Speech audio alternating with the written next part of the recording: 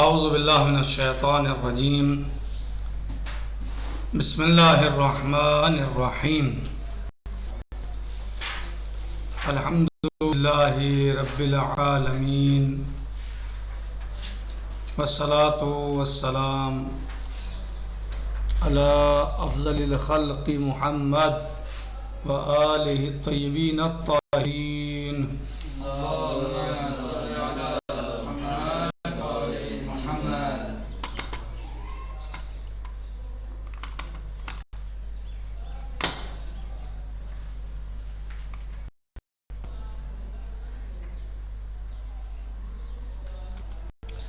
ہم نے سورہ مبارکہ حجرات کی آیت نمبر 11 اور 12 کے ذیل میں بعض چیزوں کو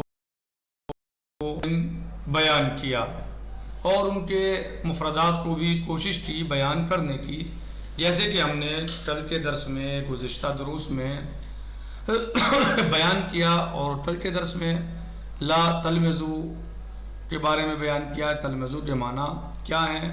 تو بتایا تھا کہ یہ مادہ لمزہ سے ہے، یعنی کسی کی عیب جوئی کرنا.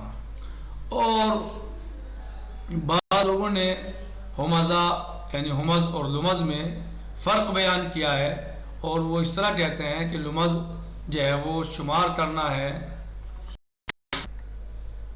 شمردن عیوب افراد است، یعنی لوگوں کے عیبوں کو جو ہے وہ شمار کرنا، عیبوں کو بیان کرنا. صحیح. وہ ہمز لوگوں کے عیوب کو ان کے پشت بیان کرنا، اور لمز جو ہے لوگوں کے عیوب کو بیان کرنا، گنانا ان کے سامنے. اور ہمز کیا ہے؟ وہ ان کے لوگوں کے انسانوں کے عیوب کو ان کے پس پشت بیان کرنا، پیٹھ پیچھے یعنی کرنا. سب جو ہے وہ ہو چکا. ونیز گفتان کہ لمز عیب جوئی بچشم و اشارہ است، اور یہ بات ہوئی تھی، بیان کیا تھا. لمز کے معنی جو ہیں وہ عیب جوئی بچشم و اشارہ است، یعنی اشارے سے اور آنکھ سے ہے. عیب جوئی آنکھ کے ذریعے، مثلا آنکھ سے اشارہ کر دیا مثلا جو ہے، یا ہاتھ سے اشارہ کر دیا. در حالت عیب جوئی با زبان است، جبکہ ہمز جو ہے وہ زبان سے عیب جوئی ہے. لمز جو عیب جوئی ہے وہ کیسے ہے؟ آنکھ سے، اور ہمز جو ہے وہ زبان سے.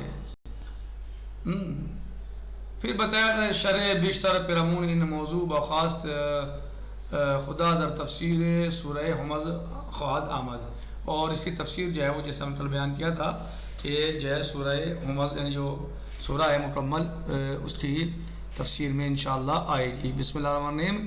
ویل لکل ہمزۃ لمزہ الذی جمع مالا وعددا یحسب ان مالہ اخلدا کلا لینبذن فی الحطمہ وما ادراک ما الحطمہ نار اللہ الموقدہ التي تطلع على الافئدہ ان علیہم موصدہ فی عمد ممددہ. تو انشاءاللہ اس سورہ کی تفسیر میں تفصیل کے ساتھ جو ہے وہ آئے گی گفتگو اس بارے میں. جالبین پھر بیان کیا تھا کہ جالبین کے قرآن درین آئے، یعنی قابل توجہ اور دلکش اور دلچسپ بات یہ ہے کہ قرآن کریم نے یہاں پر تعبیر جو کی ہے وہ انفسکم کی ہے کہ تم ایک دوسرے کی عیب جوئی یعنی نہ کرو، لیکن کیا کہا؟ انفسکم، تم اپنی عیب جوئی نہ کرو. یعنی اللہ کا قصد مقصد کیا ہے؟ تم ایک دوسرے کی عیب جوئی نہ کرو، لیکن کیا کہا؟ تعبیر کیسے کیا؟ انفسکم، تم اپنی عیب جوئی نہ کرو. یعنی اللہ سبحانہ و تعالی تمام جو ہے وہ ایک جہاں ہے اور ایک اس میں رہتا ہے، ایک منزل میں ایک جہاں. تم ایک دوسری عیب جوئی نہ کرو، لیکن تعبیر کیسے کیا کہ تم اپنی عیب جوئی نہ کرو. لا تلمزو انفسکم، اپنی عیب جوئی نہ کرو. یعنی گویا تم اگر کسی برادر مومن کی عیب جوئی کر رہے ہو، اس پر اتہام لگا رہے ہو، یا اس کی غیبت کر رہے ہو، اس کی برائیاں کر رہے ہو، تو گویا تم اپنی برائیاں کر رہے ہو. صحیح، اپنی عیب جوئی کر رہے ہو، تم ایک ہو.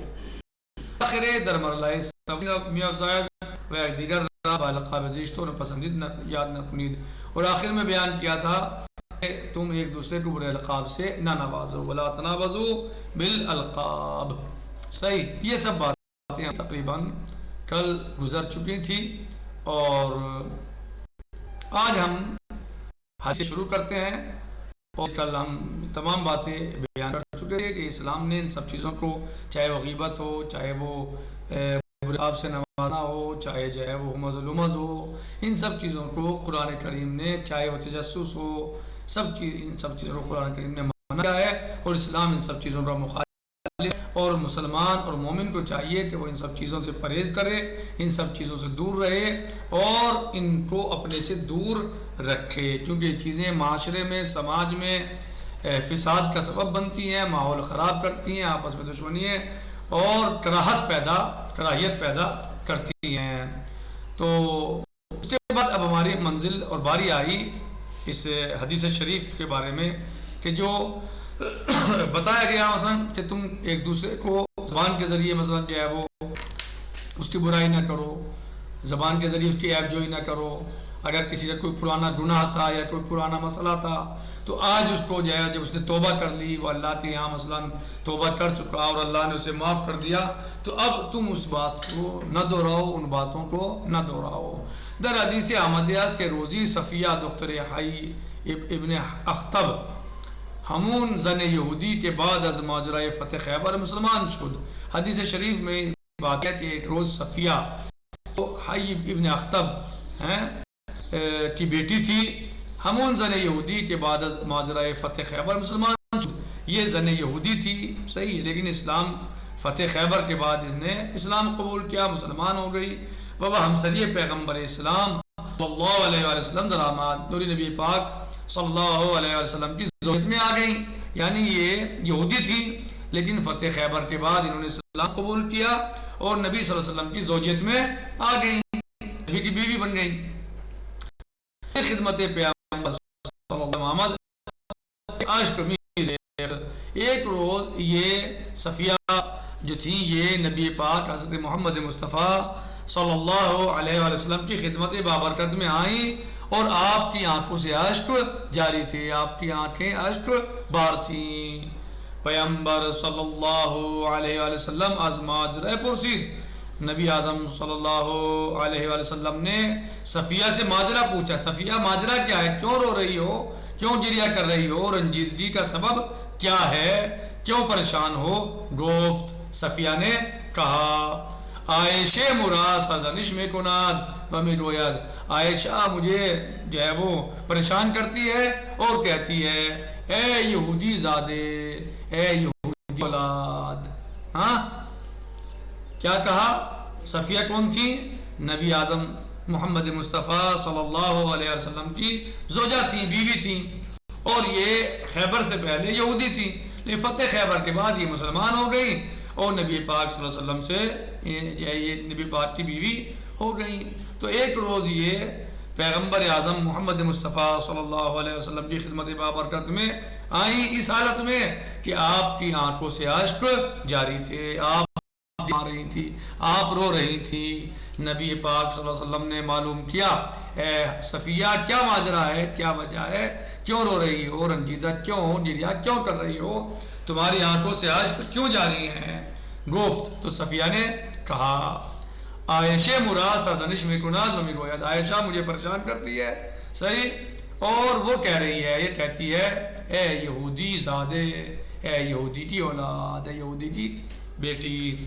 پیغمبر صلی اللہ علیہ وسلم فرمود، کیوں نہ گفتی اے صفیہ، آپ نے ان سے یہ نہیں کہا یا کیوں نہیں کہتی پیدرم ہارون است، کہ میرے بابا تو ہارون ہے، میں ہارون کی اولاد ہوں، موسیٰ اور میرے چچا موسیٰ ہیں۔ کیا فرمائے کہ اے صفیہ، عائشہ سے کہو کہ میں تو ہارون کی اولاد ہوں اور موسیٰ میرے چچا ہیں، وہم سرم محمد صلی اللہ علیہ وآلہ، اور میرے شوہر محمد مصطفیٰ صلی اللہ علیہ وسلم ہیں۔ بدر جود کہ این آئے نازل ہوئی اور اس وقت پر یہ آیت شریفہ نازل ہوئی، جی یہ آیت شریفہ اس وقت نازل ہوئی۔ بہمین جہا در پایان آمی افزاید بسیار بد است بعد از ایمان آوردن نام کفر بگذارند بئس الاسم الفسوق بعد الایمان. یہ بہت بری بات ہے کہ آپ کسی کو ایمان کے بعد کافر کہو، اس پر کفر کا نام رکھو، اسے کافر کہو، اسے یعنی وہ مومن ہے اور آپ اسے کافر کہہ رہے ہیں، کافر کے نام سے یاد کر رہے ہیں. تو اس وقت یہ آیت نازل ہوئی. یہ آیت شریفہ ہے، آیت نمبر 11 یا ایھا الذین لا یسخر قوم من قوم عسى ان یکونوا خیرا منهم ولا نساء من نساء عسى ان یکن خیرا منهن ولا تلمزوا انفسکم ولا تنابزوا بالالقاب بئس الاسم الفسوق بعد الایمان ومن یتب فاولئک هم الظالمون. سورہ حجرات پر 11 اس کی تفسیر کو ہم پڑھ رہے ہیں، اور آخر میں ہم نے آج ہی حدیث شریف پڑھی کہ جو جناب صاحب کے بارے میں ہے. خیر، بہرحال تو نبی صلی اللہ علیہ وسلم نے فرمایا کہ ان سے کہو کہ میں ہارون کی بیٹی ہوں اور موسیٰ میرے چچا ہیں اور محمد صلی اللہ علیہ وسلم میرے شوہر ہیں. اس وقت پر یہ آیت شریفہ نازل ہوئی. بعضی در تفسیر این جمله احتمال دیگری دادیاند و اون این که خداوند مؤمنان را نهی میکند از این که بعد از ایمان به خاطر عیبجویی مردم نام فسق را بر خود پذیرند. یہ انشاءاللہ کل آئے گا.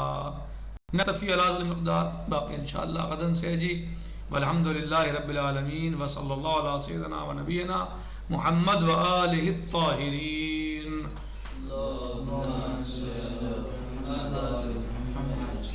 والسلام علیکم ورحمۃ اللہ